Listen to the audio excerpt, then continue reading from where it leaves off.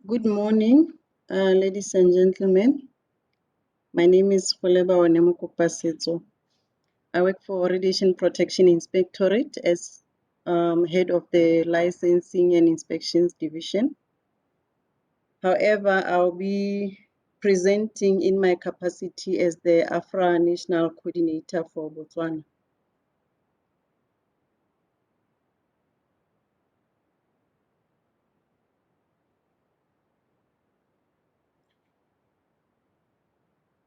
And that's my presentation outline.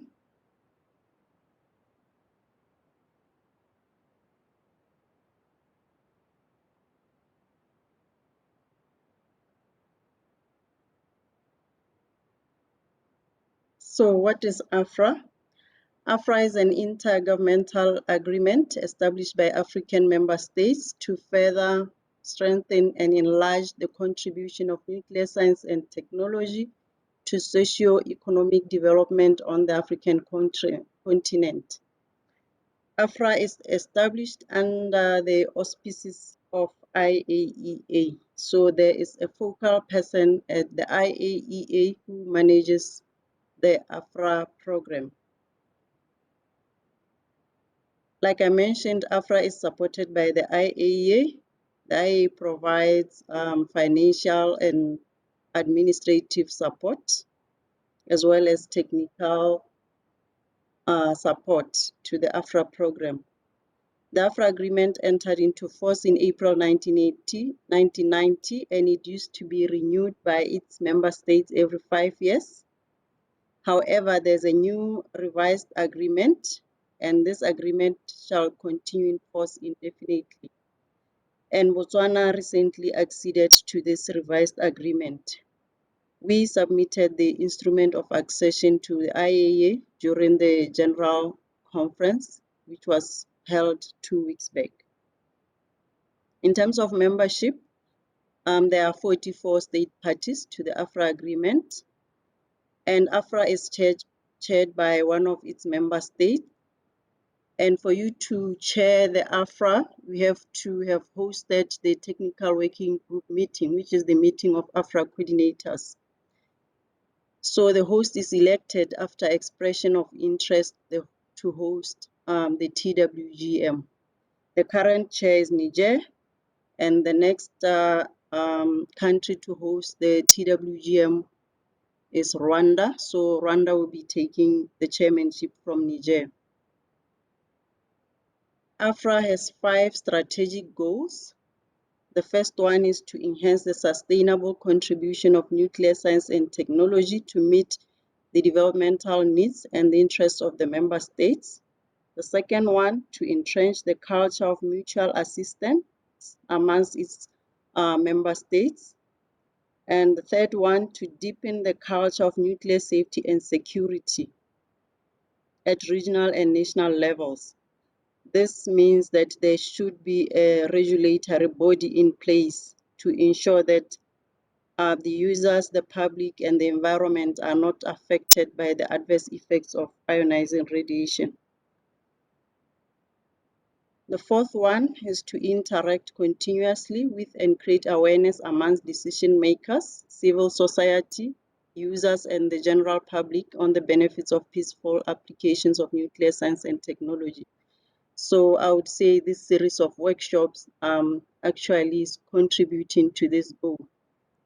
And lastly, to institute good governance and excellence in the management of activities in the region. So how is AFRA managed? AFRA is managed through 3 arms, being the meeting of AFRA representatives, the technical working group, and 3 AFRA committees. The meeting of AFRA representatives consists of senior government officials, and the meeting normally convenes at the time of the IAEA General Conference. So here, heads of delegations of the member states during the IAEA are invited to this meeting. The technical working group is composed of AFRA national coordinators, and the coordinators meet annually before the meeting of AFRA representatives. And this is where the coordinators will receive reports from the AFRA committees, and then will also make recommendations to the meeting of AFRA representatives for endorsement. And lastly, we have 3 committees. The first one is the Program Management Committee, second, Partnership Building and Resource Mobilization, and the High Level Steering Committee. These are the 3 committees of AFRA. So in terms of funding, AFRA is funded through contributions from its member states. So annually, as member states, we are supposed to pay to the AFRA fund. So this year, our share, that is the share for Botswana, is 6,803 euros. So every country will be given an invoice to pay or to contribute to this fund. AFRA is also funded through the IAEA Technical Cooperation Fund. And thirdly, AFRA is funded through extra budgetary contributions, which are mainly from donors. This could be countries like the US or European Commission. So let's look at the Regional Strategic Cooperative Framework. So what is this RCF? RCF states the strategic directions for the AFRA program. So in this RCF, common needs and problems to be addressed at regional level are identified, and from these projects will be developed to address these needs or problems. The current RCF runs from 2019 to 2023. And the priority areas are human health, food and agriculture, radiation safety and security, human resource capacity building. These are the current priorities in the current RCF. So how are projects developed? The projects are developed by committees. So these projects will have time frame for producing the expected achievements, a work plan, a schedule of inputs and outputs, as well as a budget. So the IA also provides assistance during the development or the design of these projects. So small teams of regional experts, including AFRA project scientific consultants and the focal points of AFRA, regional designated centers, constitute these teams that design the projects. And once the projects are approved, member states will be sent a questionnaire based on a set technical criteria to assess their capacity to participate in the projects. So in this cycle, TC cycle 2020 to 2021, there are 29 projects, and we are participating in 16 of these projects. And the next cycle, which is 2020 to 23, will have 37 regional projects. So in terms of business benefits, I'll not go into detail on the benefits accrued from participating in this program. The institutions or departments that are participating in these programs will share more on the benefits they've achieved so far through participating in this program. This will come in the next series of workshops. However, like I mentioned earlier, AFRA is mainly focused on capacity building, and this is done through workshops, trainings, meetings, and fellowship programs. So far, we have, in terms of long-term training, we have somebody who has PhD through the PhD Sandwich program. and then 2 officers of MSc in Nuclear Science and Technology through this program.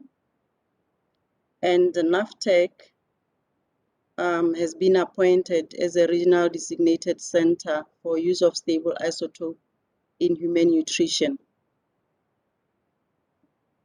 And like I mentioned, the rest of the benefits will be shared by the respective institutions. So these are the institutions or departments that are currently participating in the AFRA program. We have RPI, UB, BNVL, Ministry of Health and Wellness, Department of Agric Research, and NAFTEC. And I'll just share a list of the projects that we are currently participating in.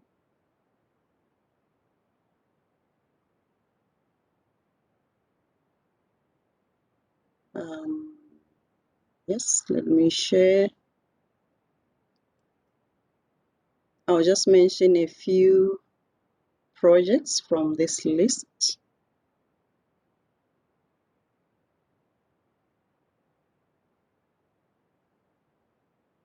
So the first project there is RAF 5079, and its title is Enhancing Crop Nutrition and Soil and Water Management and Technology Transfer in Irrigated Systems for Increased Food Production and Income Generation. The next example, I'll take it from the human health.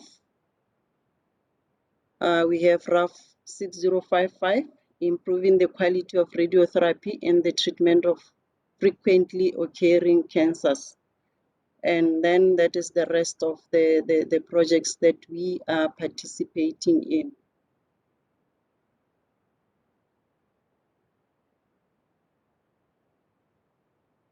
Okay, let me go back to my presentation. And then as a requirement, we as a country or the member states who are participating in the AFRA program are required to submit annual reports. This will be consolidated by the AFRA National Coordinator after receiving reports from the project coordinators.